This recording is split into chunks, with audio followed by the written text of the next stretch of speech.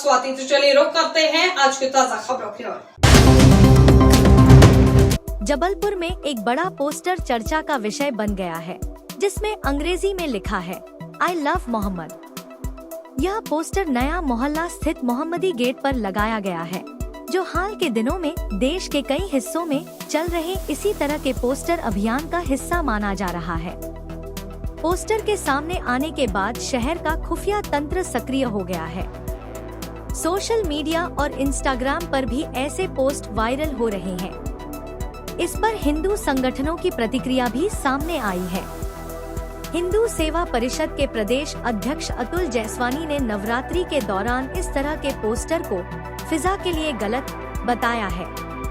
उन्होंने कहा कि जब त्योहार नहीं चल रहा है, तब धार्मिक भावना से जुड़े ऐसे पोस्टर लगाना माहौल बिगाड़ सकता है। प्रशासन से उन्होंने मांग की है कि मामले पर तुरंत संज्ञान लेकर कार्रवाई की जाए और पोस्टर हटाए जाएं।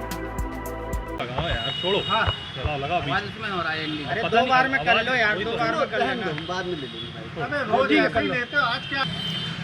आज जबलपुर में आई लव मोहम्मद के कुछ पोस्टर लगाए गए हैं, जो मुस्लिम बहुल्य क्षेत्र हैं। नया मोहल्ला हो गया, हनुमान ताल हो गया, मदार टेकरी हो गया।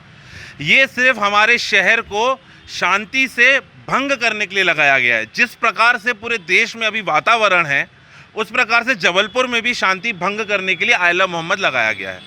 कानपुर में इसमें एफआईआर दर्ज भी हुई है उन आरोपियों पे जिन्होंने ये आई लव मोहम्मद लगाया। गुजरात में उसका विरोध करने के लिए जब निकले तो उन्होंने तोड़फोड़ आगजनी की है। और जबलपुर में जिस प्रकार से इन्होंने मुसलमानों ने, जिहादियों ने ये किया है, तो हम हिंदूवादी संगठनों ने भी जगह जगह I love Shri Ram, I love Mahakal, I love भगवा के पोस्टर लगाए हैं। और हम तैयार हैं कि अगर किसी भी प्रकार से कोई अप्रिय घटना करने का प्रयास मुसलमानों के द्वारा या जिहादियों के द्वारा किया गया, तो हम उनको मुंह तोड़ जवाब देंगे। हम अपने संस्कारधानी जबलपुर की शांति को भंग होने नहीं देंगे। आई लव जय श्री राम अपने बैनर पर। जिस प्रकार पूरे देश में माहौल चल रहा है, पहले लोग पूजा पाठ करके अपनी भक्ति प्रदर्शित करते थे। आज का समय ऐसा आ गया कि कुछ असामाजिक लोगों के द्वारा पोस्टर वॉर शुरू कर दिया गया है आई लव मोहम्मद के नाम पे। तो उसी प्रकार कुछ भक्ति हमने भी दिखाई है I love Shri Ram, I love Mahakal के नाम से। और यदि सामने वाला एक्शन करेगा तो रिएक्शन तो तैयार होगा ही होगा। गौरव साहू, ये जितने भी धार्मिक स्थल हैं जबलपुर संस्कारधानी में, सभी जगह ये पोस्टर लगाए गए हैं। और ये पोस्टर वॉर ही है एक प्रकार से, जिसको हिंदू सेवा परिषद एक्टिव तरीके से कर रहा है। गौरव साहू, हिंदू सेवा परिषद महानगर अध्यक्ष।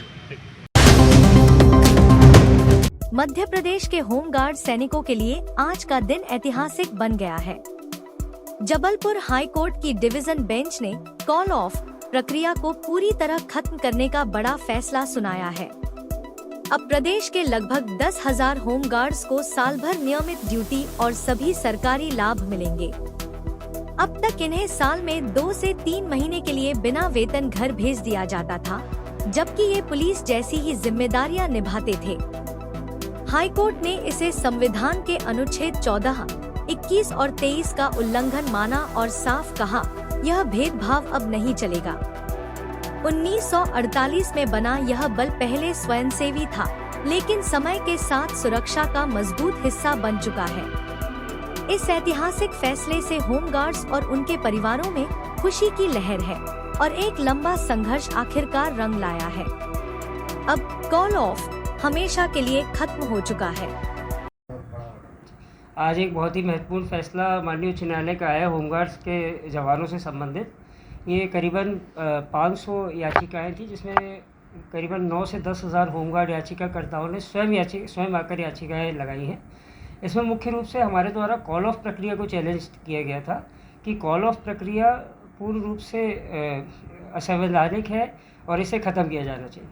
आज जो फैसला आया है काफ़ी डिटेल्ड फैसला है, अभी पूरा अपलोड तो नहीं हुआ है। जो ऑपरेटिव पार्ट जो वहाँ पे माननीय न्यायालय ने हमें जो सुनने में मिला, उसमें ये है कि कॉल ऑफ प्रक्रिया को माननीय उच्च न्यायालय ने समाप्त कर दिया है। कॉल ऑफ नहीं किया जा सकता।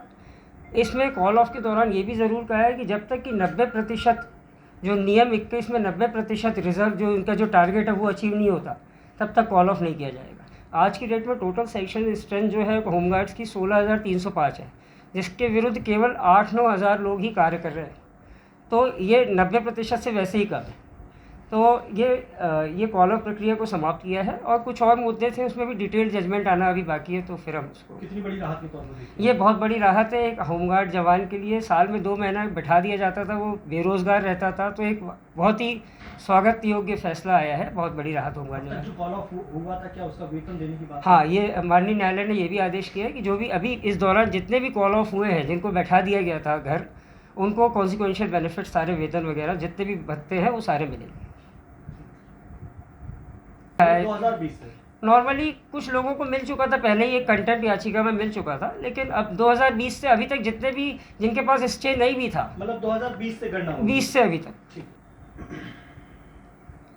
अमाउंट डिक्लेयर नहीं है ना? अमाउंट 2 महीने का महीने की सैलरी रहती है। क्योंकि अलग अलग की जितनी है सैलरी होगी, ये सबकी एक समान तो नहीं होगी, अलग अलग होगी। सीनियरिटी बेस पे होगा। नवरात्र और ईद मिलादुन्नबी के पावन मौके पर जबलपुर की नई उम्मीद टीम ने जरूरतमंदों की सेवा कर समाज में मानवता की मिसाल पेश की। टीम के सदस्यों ने विक्टोरिया अस्पताल और एलगन अस्पताल में मरीजों और उनके परिजनों को फल, फ्रूट और खाने पीने की सामग्री वितरित की और उनका आशीर्वाद प्राप्त किया। नई उम्मीद लंबे समय से परोपकार और सेवा भाव से जुड़े कार्यों में सक्रिय है। त्योहार के इस अवसर पर टीम ने एक बार फिर यह दिखाया कि सच्चा त्योहार वही है जहां किसी जरूरतमंद के चेहरे पर मुस्कान लाई जाए। टीम के सदस्यों का कहना है कि उनका मकसद केवल सहायता पहुंचाना नहीं, बल्कि समाज में सकारात्मक सोच और आपसी भाईचारे को भी बढ़ावा देना है।